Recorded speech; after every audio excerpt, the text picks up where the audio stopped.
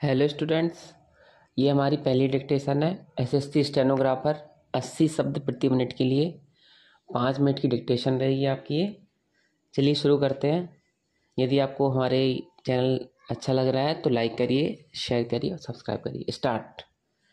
सभापति महोदय, मैं रक्षा मंत्रालय की मांगों का समर्थन करने के लिए खड़ा हुआ हूँ।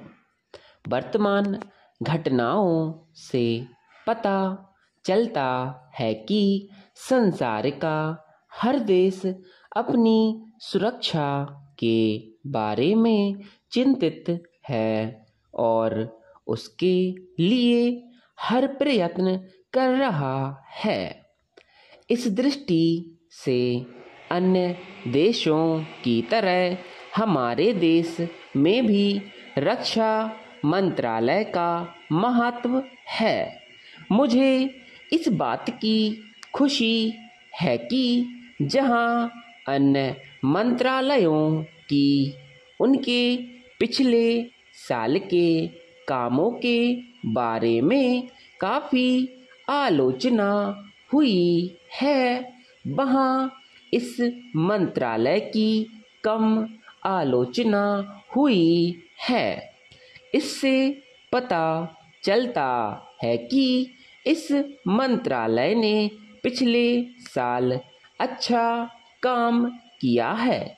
मोटे तौर पर किसी भी देश की सुरक्षा नीति का लक्ष्य यह होता है कि दूसरे देशों, खास तौर से पड़ोसी देशों के साथ मित्रता के संबंध स्थापित हों और हम एक दूसरे के मामलों में हस्तक्षेप ना करें, लेकिन उसके साथ यह भी जरूरी होता है कि हम अपने देश की सीमाओं और अखंडता की रक्षा करें।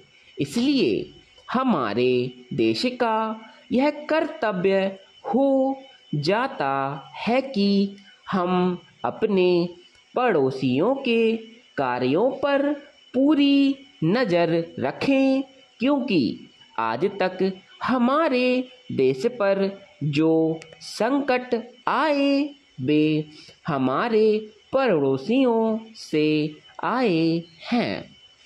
1965 में पाकिस्तान के साथ जो लड़ाई हुई और उसके बाद ताशकंद में जो समझौता हुआ, वह सिर्फ कागज पर ही रहा।